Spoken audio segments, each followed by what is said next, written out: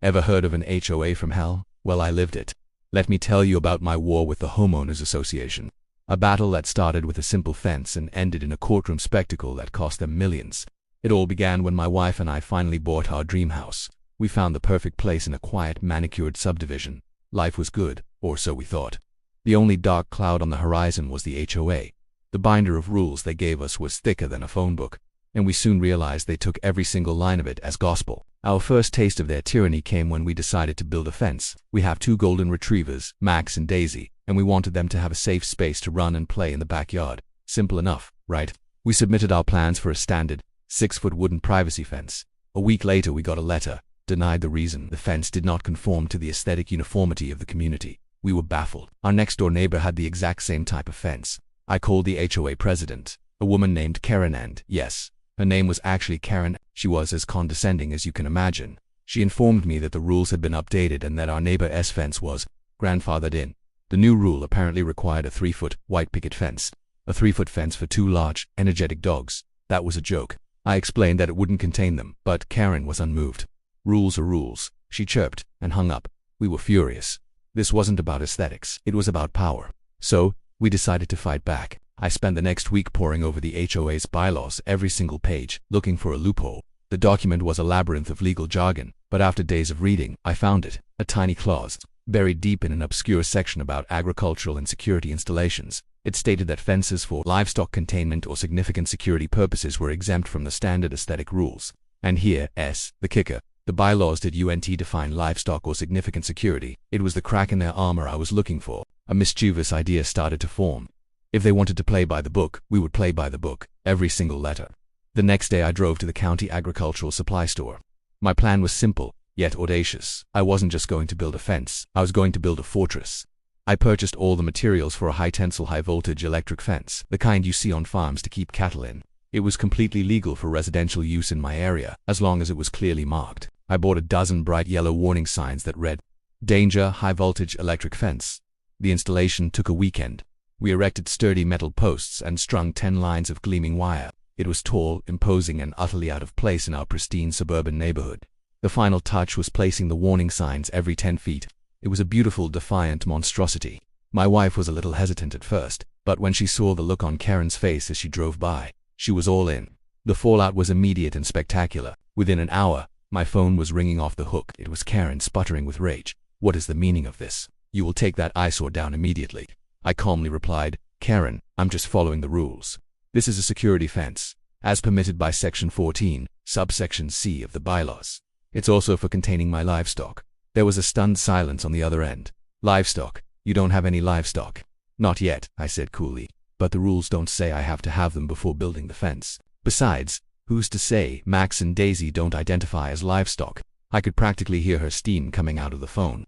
The HOA sent us a formal cease letter, threatening fines of $500 a day. We ignored it. They sent another, and another. The fines piled up. We knew this was heading to court, so we hired a lawyer, a sharp guy who specialized in property law and loved taking on overbearing HOAs.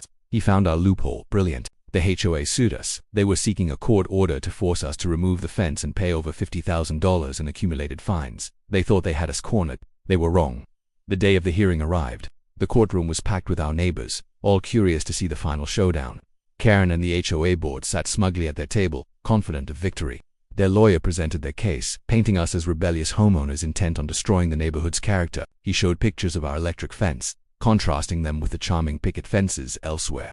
Then it was our lawyer's turn. He was a master of courtroom theater. He began by having me take the stand. He asked me about my dogs, about our need for a secure fence, and about our initial reasonable request that was denied.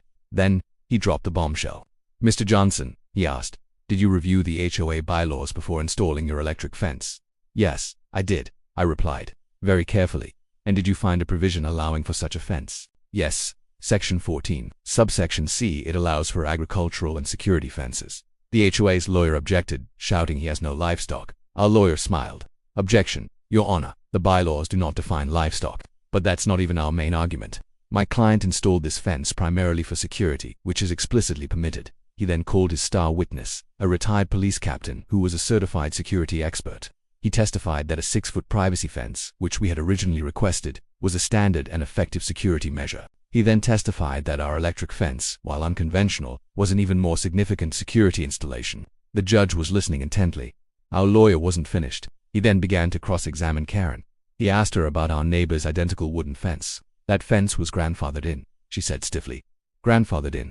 Can you please show me the grandfather clause in the bylaws? Our lawyer asked, holding up the thick binder. Karen stammered. Well, it's not. It's an unwritten policy. The courtroom went quiet. The judge leaned forward. An unwritten policy. So you're enforcing rules that don't exist in the official, legally binding documents. Karen's face went pale. Our lawyer pressed on, revealing that the rule update she had cited to deny our first fence was never properly voted on or recorded, a direct violation of the HOA's own charter. He showed that Karen had been unilaterally making up rules and selectively enforcing them based on her personal whims. She had denied our perfectly reasonable fence and then tried to fine us into submission when we found a legitimate way to build one according to her own broken rules. The judge had heard enough. He didn't just rule in our favor. He tore into the HOA. He called their actions a gross abuse of power and their conduct capricious and arbitrary. He voided all the fines against us and dismissed their lawsuit entirely. But it didn't end there. The judge then opened the door for a countersuit, based on the evidence of mismanagement, selective enforcement, and fabricating rules. He ruled that the HOA had acted in bad faith and breached its contract with the homeowners. Our lawyer immediately filed a class action lawsuit on behalf of us and 20 other families in the neighborhood who had been unfairly fined or denied requests by Karen's regime. The evidence was overwhelming. The HOA's insurance company, seeing the writing on the wall, settled out of court. The final settlement was staggering. The HOA had to pay out nearly $2 million, split between the affected homeowners and legal fees. Their insurance premiums skyrocketed, forcing a massive increase in resident dues. The entire board, including Karen, was forced to resign in disgrace. The new board is much more reasonable. One of their first acts was to approve our original request for the wooden privacy fence. We took down the electric fence. It had served its purpose. We finally had the backyard we always wanted for Max and Daisy. And me, I'm the local legend, the guy who took on the HOA and won. The story of the electric fence is now a cautionary tale for power-hungry board members everywhere. It just goes to show you, don't mess with a homeowner who reads the fine print. Thanks for watching our story. If you've ever had your own HOA nightmare, let us know in the comments. And don't forget to like and subscribe for more tales of justice.